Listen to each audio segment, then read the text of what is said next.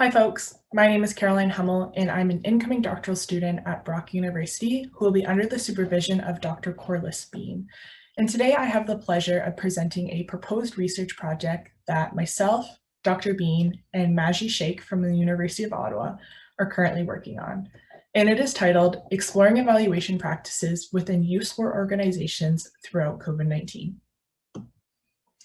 To start off, evaluation can be defined as the systematic assessment of the design, implementation, or results of an initiative for purposes of learning or decision-making. And more simply put, it involves taking a systematic approach to asking and answering questions about a specific program. An evaluation has become increasingly identified as an essential organizational practice, and thus has warranted lots of attention within the sports sector specifically. In the sports sector, evaluation can be key for a variety of reasons. Examples of these include meeting funding requirements, increasing learning, accountability and credibility purposes, as well as program improvement.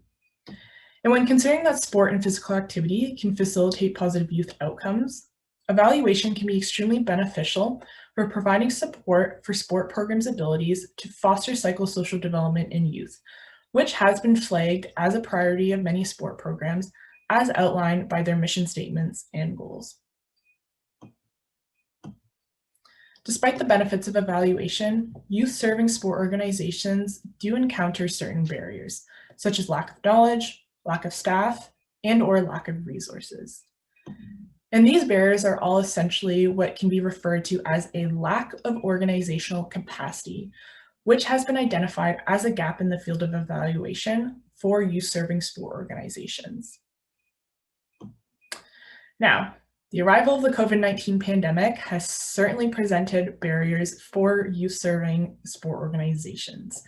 According to a recent poll that was conducted by Canadian Tire Jumpstart, 81% of Canadian sport program providers admit that they are concerned about their ability to provide programming for their communities, with 52% of these providers admitting that they fear permanent closure. Of those sport organizations that are still operating, many have been forced to pivot to virtual and/or socially distanced program, which has also affected their program and evaluation goals in some capacity. Therefore, this lack of organizational capacity, paired with increased demands for accountability and evidence-based practices amid the COVID-19 pandemic, have evoked greater academic attention to evaluation practices within the sports sector. And these calls highlight the need for more capacity building opportunities, as well as an understanding of what is feasible in regard to evaluation practices for stakeholders in this sector. Therefore, the purpose of the proposed study is to understand the current state of evaluation within Canadian community youth-serving sport organizations, as well as to understand the impact of COVID-19 on these evaluation practices. In terms of study demographics, we are hoping to interview around 20 to 25 youth sports stakeholders who are involved in evaluation in some capacity and who have been for a minimum of 1 year. They will be recruited via email, and once participants express interest in the study, they will be sent a digital consent form and demographic questionnaire to complete prior to data collection. For data collection, semi-structured interviews will be used. These interviews are 45 to 60 minutes and will take place via Microsoft Teams or telephone. And the interview guide questions are structured so that we can explore the study's purposes in greater detail. And there are 4 main sections of the interview guide, and they are seen on the screen here, which are evaluation capacity, transition in COVID-19, lessons learned, and evaluation mobilization.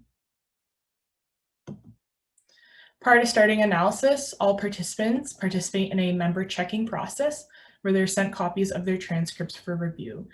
And once transcripts are approved by participants and read multiple times by members of the research team, thematic analysis using a deductive-inductive approach will be applied to generate an understanding of participants' experiences in evaluation knowledge and practices throughout the pandemic.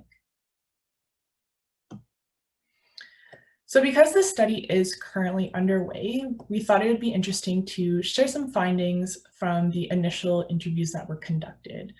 So when speaking with participants, they speak a lot about the various barriers that are common within the sector regarding evaluation that have become heightened due to the pandemic. In addition to this, two themes have begun to emerge related to a shift in evaluation since the onset of COVID-19. Firstly, while evaluation is still valued by organizations, it's no longer considered a main priority. Given the fact that some programs have had to be paused and others have had to transition virtually, organizations are now more concerned with operational aspects and therefore have focused their efforts elsewhere, including adapting program goals and pivoting to online or socially distanced delivery. Secondly, and more as an unanticipated outcome that has emerged, is the opportunity to focus more intentionally on life skill development in programming throughout the pandemic. Sport, which is typically seen as the vehicle that we use as a hook for youth, has had to be adapted since it's harder to achieve these program goals in virtual settings. In turn, this has brought that life skill intentionality of youth to the forefront for a lot of these programs. For instance, one funder, quoted at the bottom of the screen, noted that they have noticed how a lot of organizations they fund have taken a much larger appreciation for the social and emotional benefits of sport participation now than when compared to before the pandemic, which has caused a bit of an awakening in the sports sector around the importance of those non-physical outcomes in sport participation. To wrap up, this study will provide the following implications. Firstly, this research will advance the science of program evaluation in the youth sport context through an understanding of what practices youth sport organizations have been engaging in and how evaluation practices have changed since the onset of the pandemic. This will also help identify where capacity gaps still exist. Next, this research will inform recommendations aimed at increasing evaluation capacity within Canadian sport organizations. And as a result of this, it will also help identify and disseminate best practices for evaluation, including how evaluation can be integrated into under-resourced settings during a global pandemic among national, provincial, and local sport organizations. So in summary, through this study, we hope that findings will advance the field of program evaluation within the sports sector to help improve and sustain sport programming aimed at enhancing the psychosocial development of youth. So thank you so much for watching. I hope you're all staying safe and healthy, and I welcome any questions and/or comments. Thank you.